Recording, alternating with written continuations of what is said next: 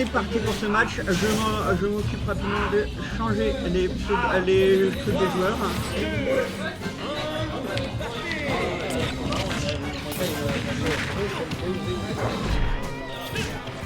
Contre Bowser, le match est parti, mesdames et messieurs. Je ne vois rien, on ne voit rien parce qu'on est en train de changer les trucs pour l'overlay. Voilà, on est bon, on peut vous commenter ça. Donc on est parti pour cette game de demi-finale mineure. C'est déjà la demi-finale, le buzzer bracket est très en retard. Et on voit des pourcentages assez even pris des deux côtés.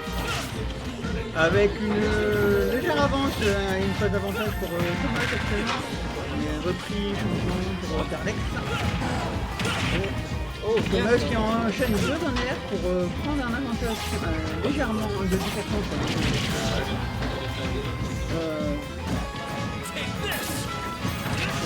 c'est assez even hein, les pourcents.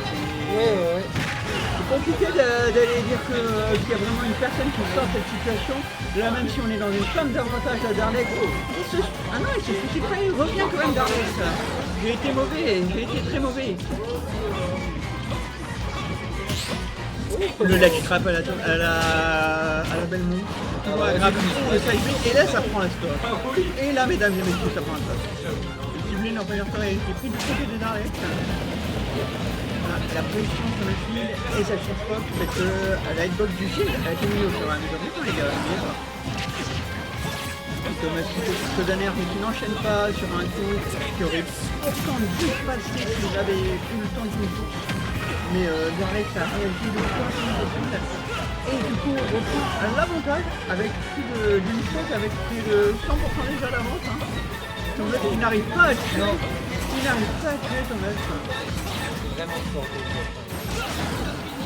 Je pense que c'est le gros le plus fort. Ah oui, clairement, ouais. Je pense que c'est le gros le plus fort. Le plus fun à jouer, je pense pas, parce que je pense que JK est toujours plus fort et est toujours plus fun à jouer. D'autant plus avec Thomas, mais Bowser, selon moi, est le perso le plus fort à jouer. Le truc carreau tout à l'heure. Après, ma arme sur les. Tout à l'heure, ça me disait qu'il jouait Carole. Je sais qu'il joue Mac. Il a dû jouer Belmont, donc il joue Belmont. Le side B qui ne joue pas. La DI est présente de chez notre côté ami Thomas, de chez Capfighter d'ailleurs. C'est ça qui est présent fait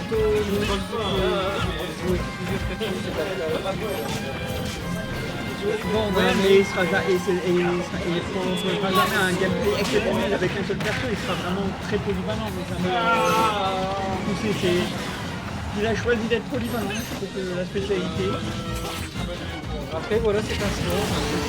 C'est un choix, c'est aussi. Et je pense que ça se... éclaire à la personne de lui avoir un mail quand même. C'est ça. Après, moi j'ai envie de dire, du moment où on comprend ce que je veux dire, que tu joues un main ou 3, c'est plus important. Par contre, si tu cherches la si tu cherches le résultat, c'est sûr que jouer un main ou 2, c'est beaucoup plus intéressant. Mais là, on est quand même sur des wikis, on cherche quand même principalement le plaisir avant tout. Oui, c'est clair. Voilà, donc pour aller dans ce choix, c'est tout totalement. Et le side B, il y a un troisième side B de la part de Darlex. Bien, malheureusement, il a perdu. Darlex, il a quand même essayé d'aller le spike malgré le fait qu'il ne pouvait pas revenir. C'est. Ouais, il peut se permettre, de toute façon, il a encore de carte. Et Thomas qui passe sur le Caroule. Sur le croco trop rigolo.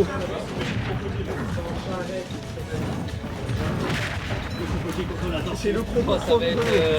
être un combat de poids lourd là, ça va être quelque chose. Même si j'ai l'impression que Bowser est légèrement plus fort, je pense que Caroule sur ce match-up a l'avantage. Avec ses projectiles et sa mécanique de baby drum, je pense qu'il a vraiment l'avantage dans le match-up. Oh, Darlex qui commence à jouer avec la couronne pour empêcher ça s'appelle le shipwreck. Le boulet de canon. Il essaie d'aller les contrer, mais malheureusement Darlex ne veut pas s'accrocher au bord et simplement veut lui mettre des pourcents. Il est rapide et C'est ça. Attention, le petit hélico, on a regardé, ça fait rien, faut pas aller chercher. Et là, le F-tilt qui tue. C'était pas le F-smash, c'était le F-smash ou le F-tilt? C'était le... Ah non, c'était le F-tilt. Ça revient en hélico. En hélico.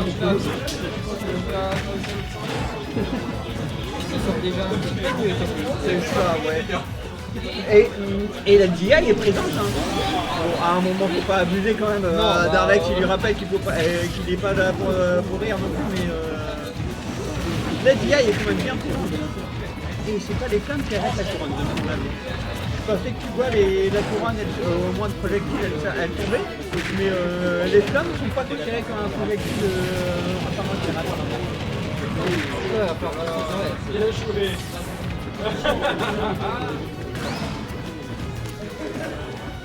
récupère sa couronne. Il envoie sa couronne. Darlex la récupère avec son air.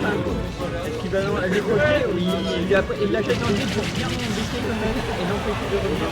Il va récupérer à nouveau la couronne et s'en sert comme projectile.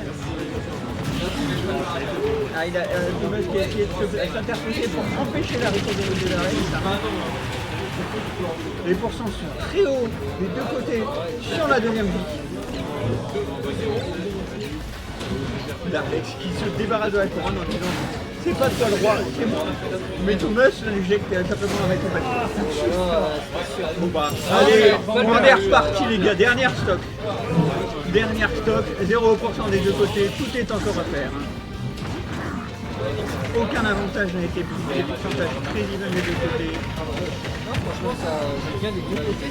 C'est ça. Et là, on a Thomas qui prend l'avantage au niveau des pourcents.